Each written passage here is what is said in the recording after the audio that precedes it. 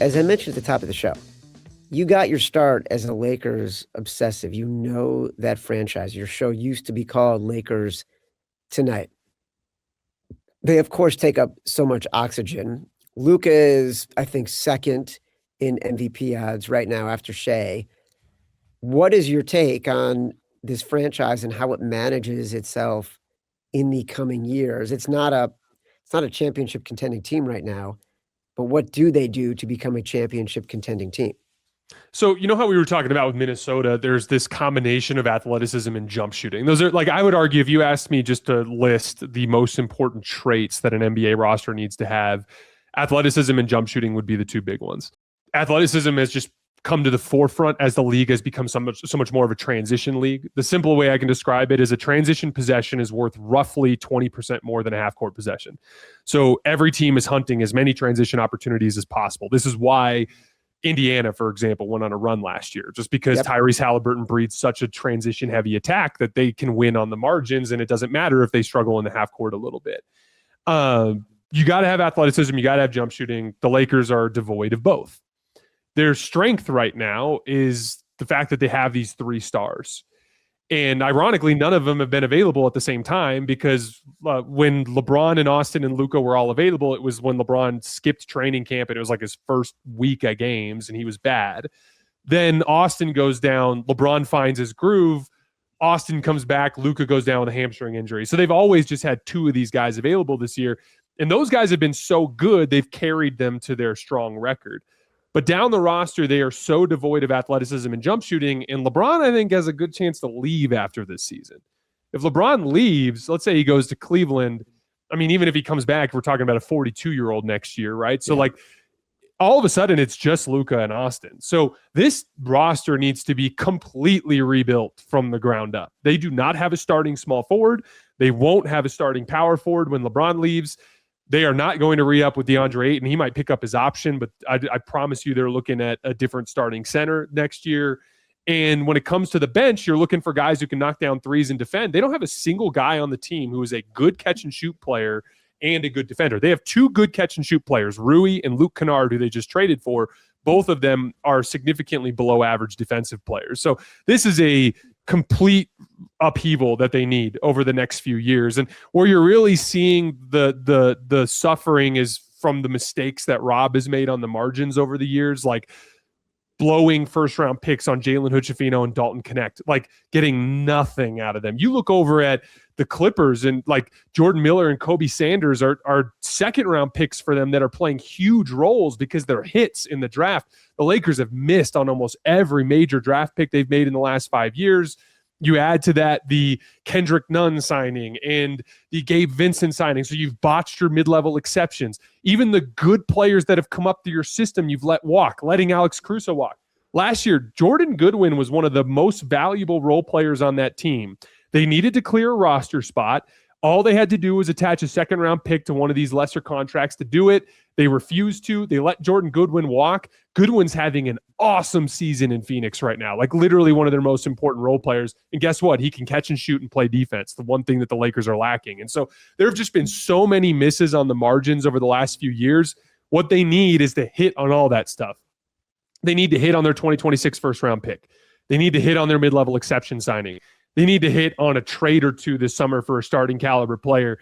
They need to hit on the margins with vet minimum signings and two-way guys. And like, they just need to go like 10 for 10 on their next few trade cycles and free agent cycles. And we're dealing with Rob Pelinka, who's just been perennially really bad at this. So I'm not super optimistic about it, to be frank. It's so interesting because you look at that Anthony Davis-Luka trade a year later. Obviously, Davis is no longer even on the Mavericks, and Luka's anchoring a mediocre team in the Lakers. It kind of hasn't worked out for anybody, especially not the Lakers in the way they thought that it would. And they got to sort of figure out how are they going to build around this guy, because that's going to be their superstar.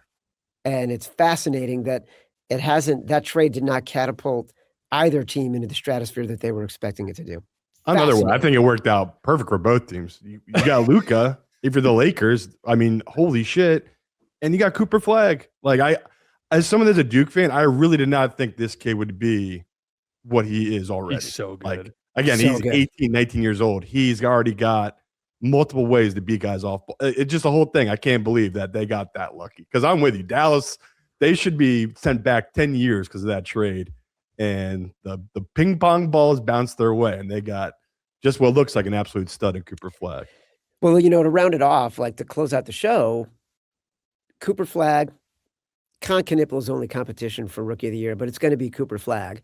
MVP, probably going to be Shea, even though you could argue Jokic deserves it for the perennial triple doubles. He just had that stretch where he missed games, and Shea hasn't really. And OKC will probably end up with the best record in the NBA. The really interesting matchups could be the long shots. It could be the long shots for Minnesota or some team like Boston or Cleveland to come out of the East. That might be where the most value could be from a betting point of view right now. Can I actually pitch you a long shot MVP candidate that I like? You are the NBA maven for the Volume Podcast Network. You can do whatever you want. You should exercise that authority, gravitas, and a number one status. There's very little shot that Jokic gets it because if he misses 2 more games, he's disqualified. Yeah. Luka, the team's not good enough, and he just hasn't been as good as Shea. Cade's the one guy that I'm like, man, plus 1,400 right now on Hard Rock Bet. And like, hear me out. This is the case. Detroit's got the best record in the league. They've been the best against the lower level teams. They seem to care more about this regular season. Oklahoma City's very much like, let's just get to the finish line healthy. They're not trying to pursue 70 wins or anything like that. What if Detroit finishes 3 or 4 games ahead of OKC in the standings? And then you go to Cade and you're like, okay, this guy's averaging 25, 6 and 10 or whatever it is that he's averaging. 26, I think it's 26, 6 and 10. What if he goes up a level the tail end of the season? Because the big knock on him is scoring volume's a little low and his efficiency's a little low. He's like 57% true shooting and he's in the mid 20s. If for the next 30 games, he averages 29 on 61% true shooting and the Pistons finish 3 games ahead of OKC, I think he's the MVP. And at that point, plus 1,400 for an outcome that I think is relatively achievable. And, you know, we also have this soft tissue injury for Shea. Like he's got this abdominal injury. He's allegedly coming back after All-Star, but you never know with that kind of stuff. We've seen, especially with the Orlando Magic stars, that abdominal issues can be a little recurring. So I just like that as a value play. I love it. Jason Timpf, Poops Tonight, bringing value to the show and to the Volume Podcast Network.